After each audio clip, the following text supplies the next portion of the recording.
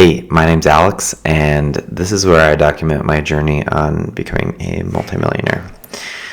So, yesterday, I talked about how we're going to pick an avenue, create a video, and we did that. We kind of just created a generic, like, hey, this is why our company exists.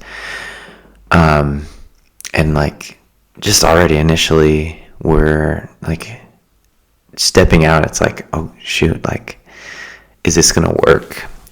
And so, like, just entrepreneurship all the time is like a constant battle between, am I doing the right thing?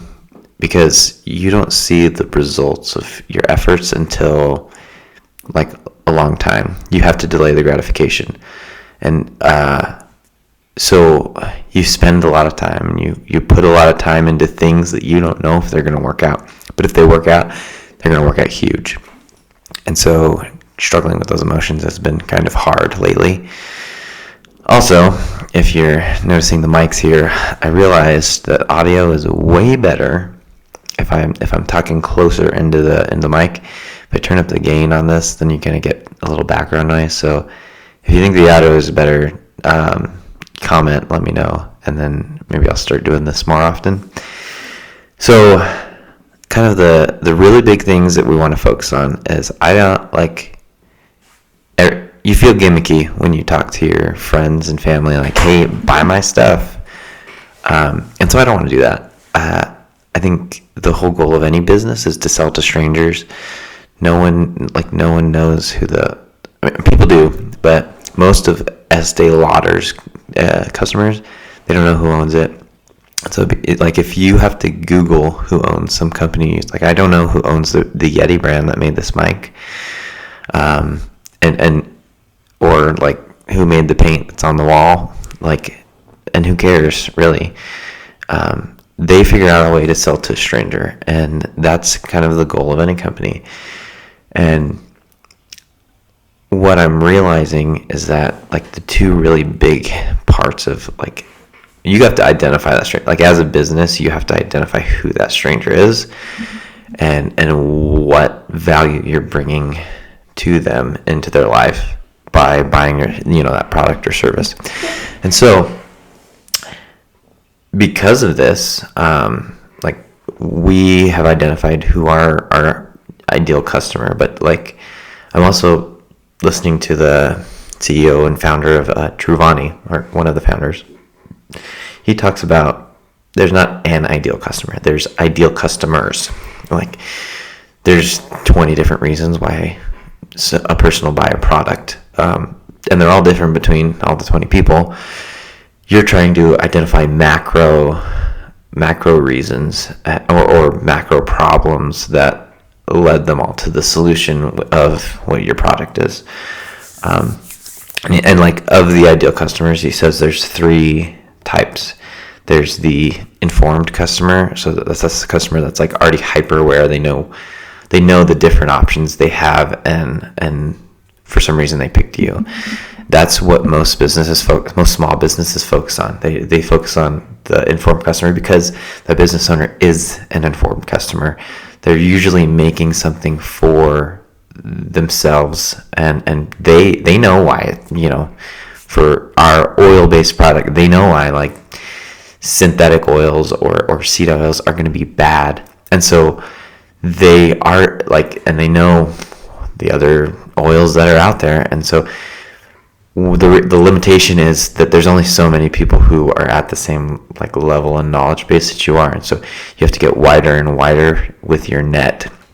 It works if you're, like, sub like $1 million in revenue to go after the informed customer. And I think that's kind of where we're going, where we're starting with at first. But then the second thing is the afflicted customers, and that's the customer that has a problem, knows they have a problem, and is trying to find a solution, but hasn't necessarily found the one that works for them. And so the afflicted customer is, like, the way you market. Well, to go back, the informed customer, the way you market to them is just like, this is what makes us unique. This is why our product is good as compared to everything else that's out there on the market.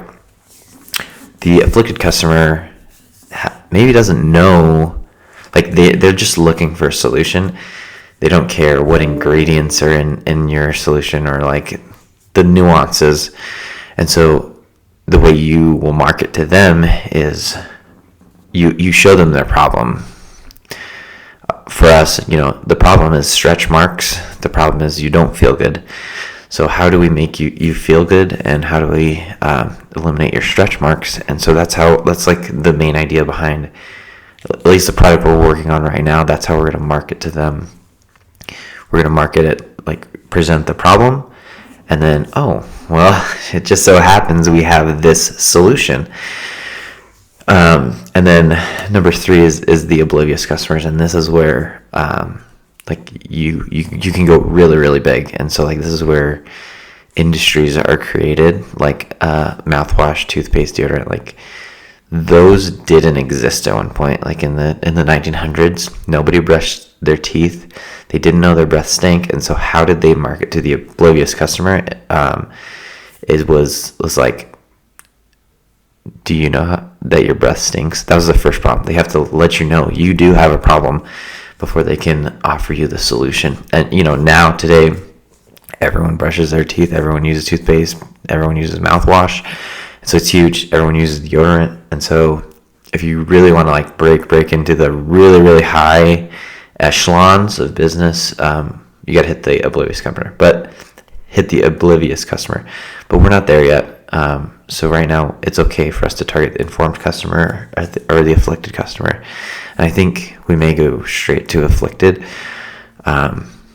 because that's really who we want to help. And all those things don't matter, your customer, if you don't have the mission right. And so again, CEO Truvani says you got to define your mission as like, why do we exist? Why the customer should care, and why we're doing it right now. And I think we've kind of already nailed this, like inherently. We haven't really tried to nail that, but like he said these when I was listening to him, and it's like, yeah, I already know. Why do we exist? Because there's moms out there that don't know they're going to have a problem if they don't address it right now. Why should you care? Because if you don't do something right now, you're going to have a problem. And then why right now is kind of the real one that I've been struggling with. Why right now? And so identifying that is the hard part. I think like just our story, for our first kid, and he didn't really know what to use, and she cycled through products, and because of and at that point she was an afflicted customer, and that's who we're targeting. We're targeting the afflicted customer because that's who we want to help. Like that's the whole goal of this. So that, and like the really like I guess macro idea is that you can have your kid, but then you can wear a bikini afterwards, and your husband or spouse or future boyfriend, girlfriend, so gonna be like, dang, you look good.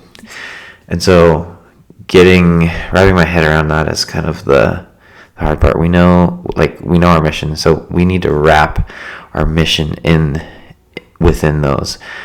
And like struggling to like there's 2 different missions. Like we want all natural, we want good for you, and trying to break into that is kind of difficult. And just coming to mind like is like the red oceans is, if we like what Dove did was that it's not soap, it's Dove, because there was already a ton of soap out there. But what they said is Dove's a moisturizer that just so happens to clean your body. So like I'm trying to think of like, can we spin this so like it's vitamins that you absorb through your skin, like it's a dual purpose. And that's kind of where I'm at today right now. Looks like we're just about at time, so I'm gonna call it quits right here. Thanks for watching. Let me know again if the audio is better, and we'll go from there. Thanks.